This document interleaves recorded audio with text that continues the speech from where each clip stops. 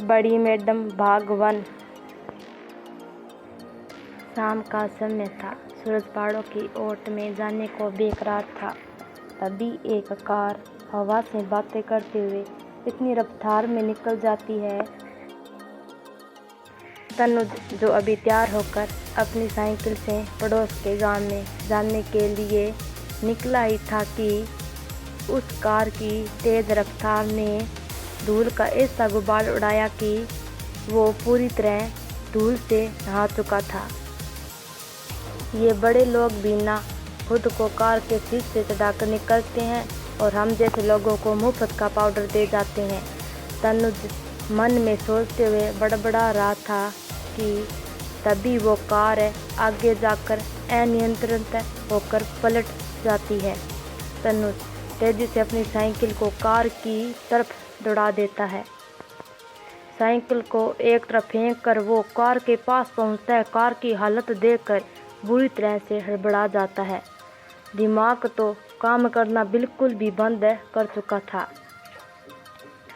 नीचे झुककर देखता है तो एक लड़की ड्राइवर की सीट पर थी, लेकिन कार उल्टा होने की वजह से बुरी हालत में थी।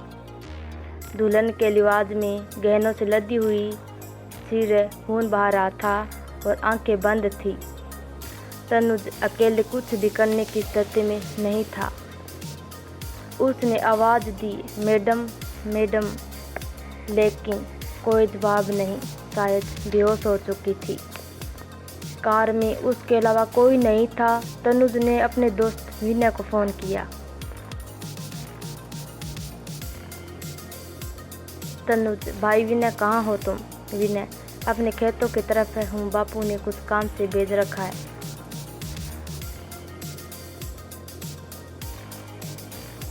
तनुज, तुम सब छोड़कर यहाँ स्कूल रोड पर आ जाओ, पीपल के पेड़ के पास। विनय, अभी हम नहीं आ सकते। नहीं, बापू 10 गालियाँ देंगे।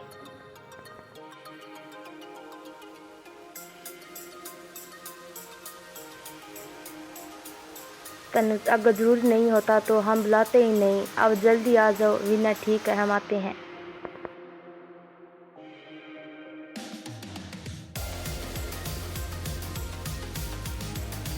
विनय थोड़ी देर में पहुंच गया, लेकिन वहां का नज़ारा देखकर उसके होश उड़ गई।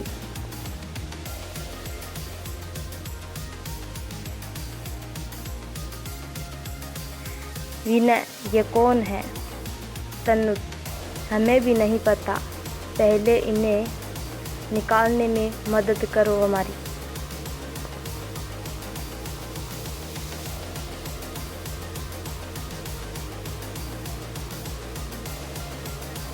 विनय, तुम ये किस चक्कर में पड़ रहे हो और हमें भी डाल रहे हो? चलो चलो, यहाँ से चलते हैं।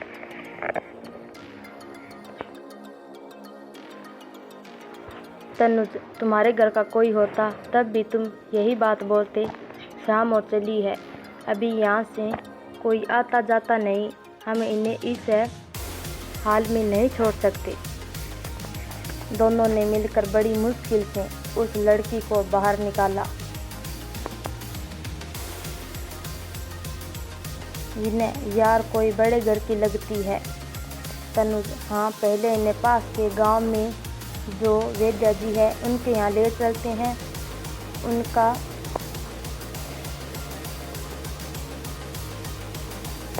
विनय, लेकिन हमारे पास इतने पैसे कहाँ हैं? तनुज, वो मैं कहीं से भी ले आऊँगा, बस अभी ले चलते हैं।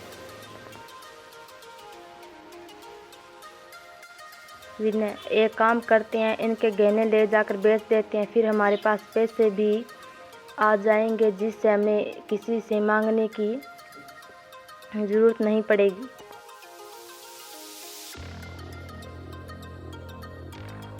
तनुज, उनके बारे में सोचना भी मत। मैं कहीं से भी ले आऊँगा, लेकिन उनके गहनों के बारे में सोचना भी गलत है।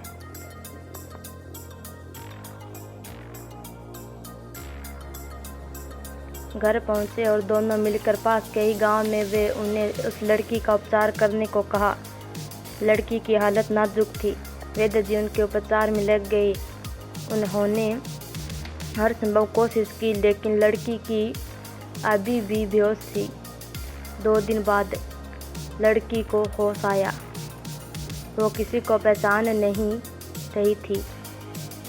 शायद सर में चोट लगने से उसकी याददाश्त भी चली गई थी। तनुज ने पहले ही विनय को जाकर गाड़ी को चेक करने को बोला था कि शायद उसके बारे में कुछ पता चल सके, लेकिन कार में उसके हेडबैग के अलावा कुछ नहीं मिला। तनुज ने हेडबैग को चेक किया, उसमें भी कुछ नहीं मिला जिससे उसके बारे में मालूम हो सके, सिवाय उसके ATM कार्ड के नाम लिखा था नैना शेखावत।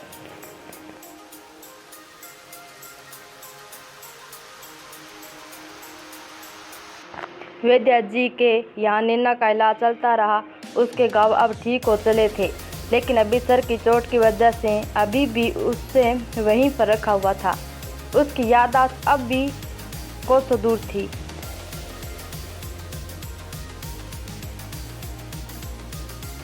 पच्चीस दिन बाद तनुज ने नैना को अपने छोटे से घर में ले आया। घर में उसने पहले में सिर्फ उसकी माँ और एक छोटी ही नैना के बारे में बता रखा था। तनुज हमेशा नैना को बड़ी मैडम ही कहकर बुलाता था।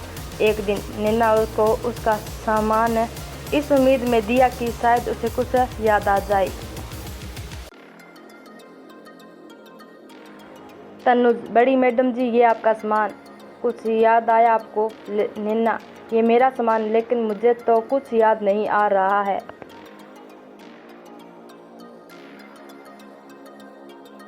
तनुज, फिक्र ना करो आप, जल्दी सब याद आ जाएगा।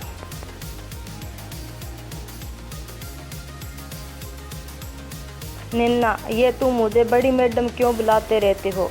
तुमने ही बताया था कि मेरा नाम नैना है।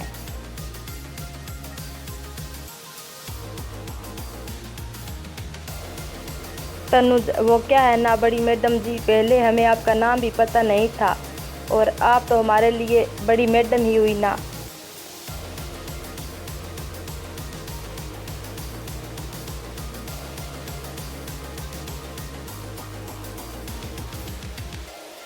नैना, वो कैसे?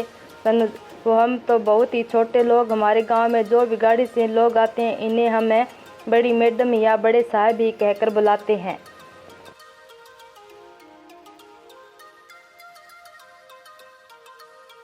नैना, तो तुम्हारा मतलब है पैसे वाले से है ना?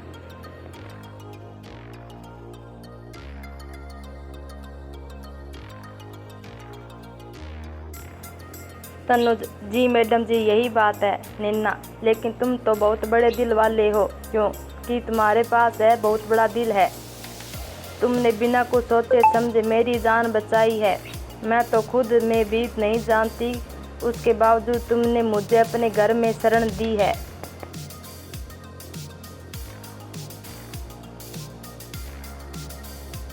आज के बाद खुद को कभी छोटा मत कहना।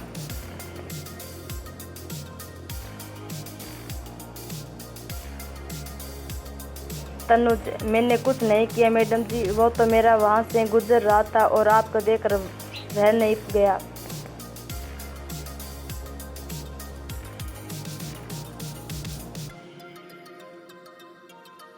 तनुज हर संभव कोशिश करता रहा कि नैना को सब कुछ याद आ जाए।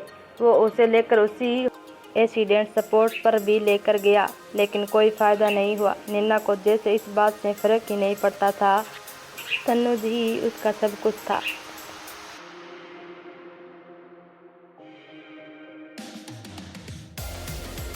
छह महीने बीत गए। नैना को अक्सर सोते समय कुछ अजीब से सपने आते थे, जिससे वो परेशान हो जाती थी।